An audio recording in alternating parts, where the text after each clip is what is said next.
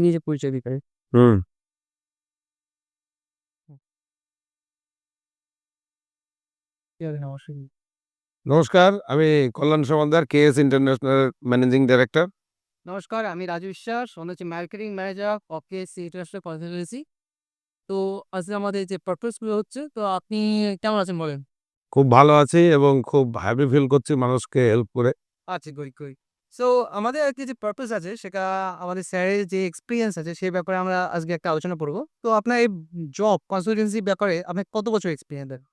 আমার গ্রাসরুট থেকে বলতে গেলে আমি আ নিজে হাতে কাজ করেছি দীর্ঘ ১০-১৫ বছর।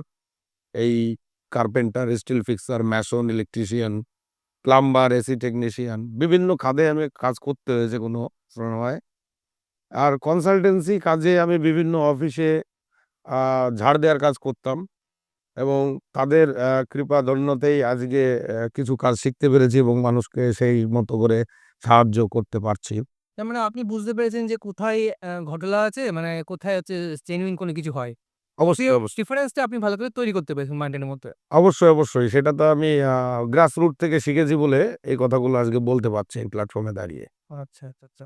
তো আপনার যেসব অফিসে কাজ করছেন বললেন তো কোন অফিসে আপনি কাজ করেছেন বা এখনো কাজ করছেন? এখনো কাজ করছি, স্টিল নাও আমি কাজ করছি মাতারা এন্টারপ্রাইজ, আ সম্রাট enterprise, MB enterprise, SSB tour and travels. এই সমস্ত ট্রাভেলস আমাদের লোকালেরই।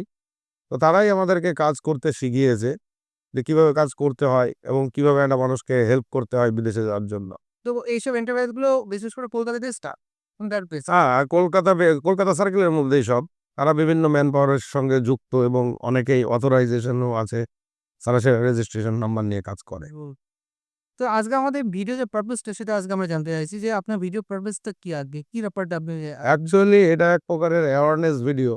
অনেকেই শোনে এবং আমাদেরকে প্রচুর ফোন কল আসে যে আজকে আমি কানাডায় যাবো, অস্ট্রেলিয়া যাবো, লাক্সামবার্গ যাবো, হাঙ্গরি যাবো। তো সেখানে গিয়ে আপনার কোনো ডিসকাউন্টের ব্যবস্থা আছে কিনা? অ্যাকচুয়ালি বিদেশে এত বড় বন্ধু কেউ নেই যে আ এখানে ৫০,০০০ বা লামসাম একটা অ্যামাউন্ট নিল আর ওই দেশের সেলারি থেকে কেটে নেবে। এটা পুরোপুরি স্ক্যাম। তো সাধারণ মানুষ যারা আছে তাদেরকে আমি এই বার্তাটা বা এই নিউজটা দিতে চাই। এটা কোনোভাবেই সম্ভব না যে 50% টাকা এখানে দিল আর 50% সেলারি থেকে কেটে নিল। ইউরোপের ক্ষেত্রে বলছি অনলি। তো এটা হয়ই না। আমরা আজ অব্দি এই যে সমস্ত ম্যান পাওয়ার এর নাম বললাম, এরা কখনো দিতে পারেনি। এদের ২০ সালের ট্র্যাক রেকর্ড আছে। তো তারা দিতে পারেনি তো আর কে দেবে? এবং ট্রাস্টের জায়গা এগুলো। মানে ওর তো রেজিস্ট্রেশন নাম্বার হ্যাঁ, অবশ্যই তারা পারছে না তাহলে বাইরের লোক কি করে দেয়? সম্ভবই না। তো সেখানে দাঁড়িয়ে সাধারণ মানুষ সস্তায় পুষ্টিকর খোঁজার চক্করে একসময় পুরো টাকাটাই হারাচ্ছে, পাসপোর্ট হারাচ্ছে, বিভিন্ন ধরনভাবে হ্যারাসমেন্ট হচ্ছে। তো তাদেরকে এটা ফ্রড না অরিজিনাল বোঝার একটাই রাস্তা আমি বলে দিচ্ছি।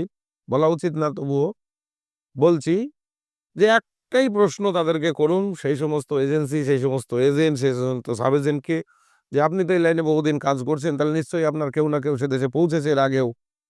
তাদের পরিবারের সাথে আমাদের মেলান অথবা তাদের আমাকে ডাইরেক্ট নাম্বার দিন, কথা বলবো, ভিডিও কলে দেখান। আমরা সেলারি স্লিপ দেখতে চাই।" এগুলো বলুন। সযত্নে তারা এড়িয়ে যাবে অথবা আপনার পেছন তারা ছেড়ে দেবে। এই বার্তা দিতে চাই আজকে। সুন্দর, খুব সুন্দর একটা বার্তা পেলাম। যে বার্তাটা হচ্ছে কি, যে আপনারা যদি কোন রকমের জব এপ্লাই করতে চান কোন একটা এজেন্সির মাধ্যমে, সেই এজেন্সিকে আপনি জিজ্ঞাসা করুন যে কাকে আগে পাঠিয়েছে। যদি আগে পাঠিয়ে থাকে নিশ্চয়ই তাদের কোনো প্রমাণ থাকতে পারে। যেমন যে ভিসা একটা প্রমাণ, বা আগে পাঠিয়েছে তেমন লোক যে পৌঁছে গেছে তার সঙ্গে কথা বলুন ডাইরেক্টলি। তাহলে কি হবে, ওদের যদি কথা বলেন আপনার বিশ্বাসটা তৈরি হবে খুব সহজে। সো আমাদের আজকে এই ছোট্ট ভিডিওর মাধ্যমে যে অ্যাওয়ারনেসটা আমরা তাদের পৌঁছাতে পারলাম, আমরা সত্যি করে তো খুব গর্বিত বোধ করছি এবং আশা করি এরকমই কন্টিনিউয়াসলি কোনো কনটেন্ট আমি দিতে থাকবো। এই বিদেশ যাওয়ার ব্যাপারে বিভিন্ন দেশের সম্বন্ধে কিংবা বিভিন্ন জবের সম্বন্ধে। সো আজকেই আমাদের ধন্যবাদ। ধন্যবাদ সকলকে।